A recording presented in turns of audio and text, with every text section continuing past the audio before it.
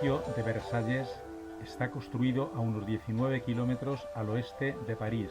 Es una antigua residencia real, mandada edificar por orden del rey Luis XIV, sobre un sencillo pabellón de caza de la época de Luis XIII, en el emplazamiento de Versalles en 1623. Tras su fallecimiento, Luis XIV le amplió hasta convertirlo en los inicios de un palacio que, tras pasar por varios cambios y fases, desde 1661 hasta 1715, fue la residencia favorita de ambos reyes, y en 1682 Luis XIV trasladó la sede de su corte y gobierno a este palacio, convirtiéndolo en la capital de facto de Francia. Esta situación se mantuvo con los reyes Luis XV y Luis XVI, los cuales realizaron reformas interiores muy importantes en el palacio, regresando en 1789 toda la familia real a París, estableciéndose en esta ciudad otra vez la capital de Francia. Durante el conflicto social y político de la Revolución Francesa, el palacio fue casi totalmente abandonado y despojado de sus bienes, quedando la ciudad y casi todo su entorno circundante prácticamente despoblado. Napoleón Bonaparte utilizó el palacio como residencia de verano después de su coronación de 1810 a 1814. Tras la restauración borbónica, cuando el rey volvió a ocupar el trono de Francia, el emperador residió en París, y no fue hasta la década de 1830 cuando se empezó a restaurar una parte importante del interior del palacio, instalándose un museo de historia de Francia, que sustituyó a los aposentos del ala sur.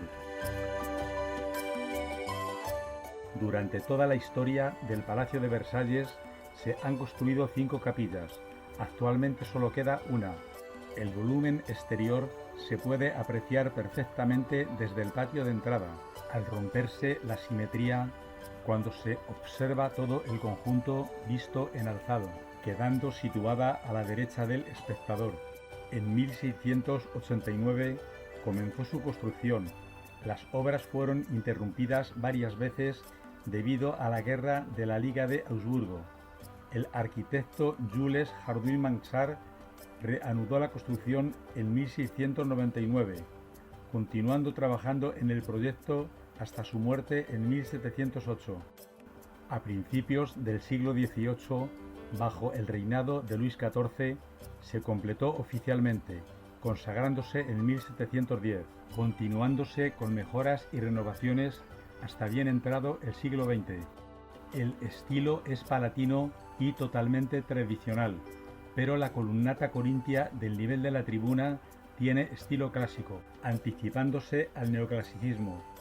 Se utilizó bastante a lo largo del siglo XVIII, con misas diarias, bodas reales, como la del Delfín de Francia, hijo de Luis XV, y la de Luis XVI con María Antonieta, y anuncio de nacimientos y bautizos de los hijos del rey y la reina.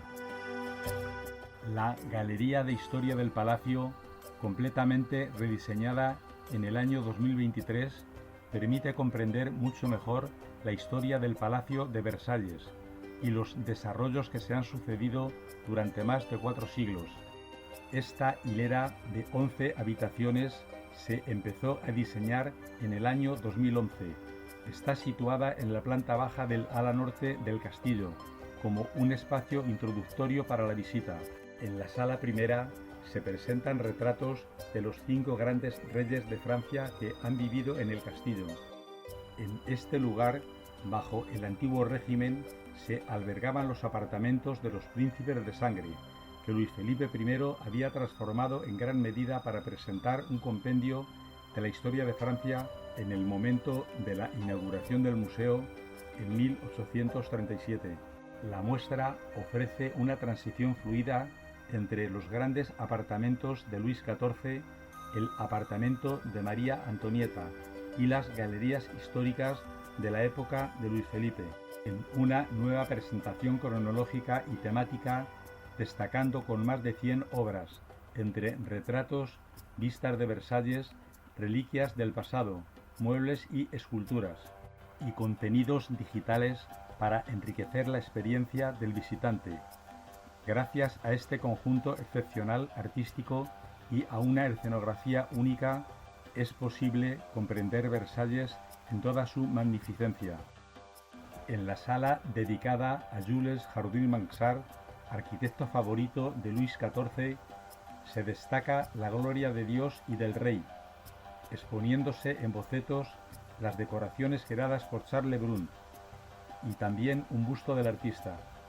Ocupan un lugar destacado en esta sala los jardines que André Lenotre creó, muy sofisticados, con senderos que delinean arboledas y juegos de agua, para sorprender a cualquier visitante.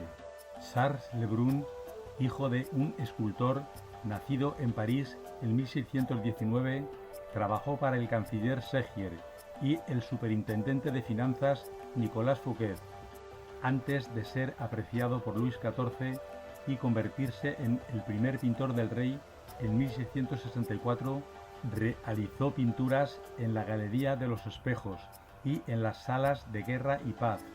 También fue maestro de las principales obras ejecutadas, como las carpinterías y las decoraciones efímeras. Al morir en 1683, Monseñor Jean-Baptiste Colbert cayó en desgracia, favoreciendo el ascenso de su competidor Pierre Mignard. André Lenotre nació en París en 1613, falleció en la misma ciudad en 1700. Gozó del afecto del rey Luis XIV, quien le nombró jardinero real del Palacio de Versalles. Trabajó en el Palacio de Vaux-le-Vicomte y de Chantilly, diseñando jardines a la francesa. Su padre, Jean Lenotre, había sido jardinero del rey anterior, Luis XIII. En esta sala se exhibe el gran dominio real de Versalles, que abarcaba mucho más que los jardines del castillo, describiéndose el Gran Trianon y su finca, la fuente del agua de Suissés y la finca de Marly. Desde 1684, la máquina de Marly traía las aguas desde el río Sena hasta Versalles para rellenar las fuentes y los estanques. La búsqueda de espacios íntimos llevó a los monarcas a privilegiar los apartamentos privados, infundiéndoles una atmósfera de ensueño. Con la ayuda de artistas del gabinete del rey, la reina María Leczinska tomó la iniciativa de decorar personalmente los paneles de su gabinete chino, reincorporándose recientemente a las colecciones de Versalles, exponiéndose con todo su esplendor en esta sala. La princesa polaca María Leczinska casó con Luis XV de Francia. De este matrimonio nacieron 10 hijos, muriendo 3 de ellos en la infancia. La octava hija de Luis XV, Madame Sofía, se unió a la corte de Versalles en 1750. La biblioteca, situada bajo la cámara del rey, se distinguía por sus paredes totalmente revestidas de estuco, pintado con paisajes y follaje, obra de Chevalier. El final del antiguo régimen se explora en una sala dedicada a Luis XVI. Se exponen en ella las decoraciones principescas de la época, así como cuadros que recuerdan la importancia de los jardines. Destacan también las galerías históricas de Versalles creadas por Luis Felipe. Cuenta este museo 400 años de la historia de Francia a través de unas 6.000 obras de arte. El pintor y dibujante parisino Claude Louis Châtelet recibió a petición de la reina María Antonieta el encargo de varios cuadros, representando los jardines de Versalles y el Trianon, que posteriormente la reina ofrecía a sus distinguidos visitantes. Junto con ella y Luis XVI fue también guillotinado. Esta pintura conmemora la creación de las galerías históricas de Versalles y celebra la dinastía real de los Borbons-Orleans. El objetivo del proyecto de Luis Felipe en Versalles era restaurar y perpetuar el esplendor del palacio bajo el reinado de Luis XVI. Cada espacio de las galerías históricas fue redecorado con un estilo de la época, para transportar al visitante directamente a la historia. Equipos de pintores y decoradores, bajo la supervisión de Jean Allau, se encargaron del diseño de la composición decorativa, paneles y frisos cubiertos de arabescos y medallones, escudos en trampantojo y trofeos de armas, junto con pinturas y retratos históricos. Sin embargo, a partir de 1890, muchos de estos decorados fueron retirados para recrear los aposentos históricos. El palacio de la época de Luis XIII, antes de las obras de construcción emprendidas por su hijo Luis XIV, estaba totalmente hecho de ladrillo. El Renacimiento italiano, que se desarrolló en los siglos XIV y XV, tuvo una gran influencia en el arte francés en los años siguientes. El estilo barroco se caracteriza por las extravagancias en la pintura, escultura, arquitectura, literatura e incluso en la música. La forma de pensar de la época llevó a los artistas a multiplicar elementos decorativos, como las doraduras, los arabescos de estuco, las bóvedas pintadas e incluso el uso de la técnica del trampantojo, características que se aprecian claramente en toda esta decoración.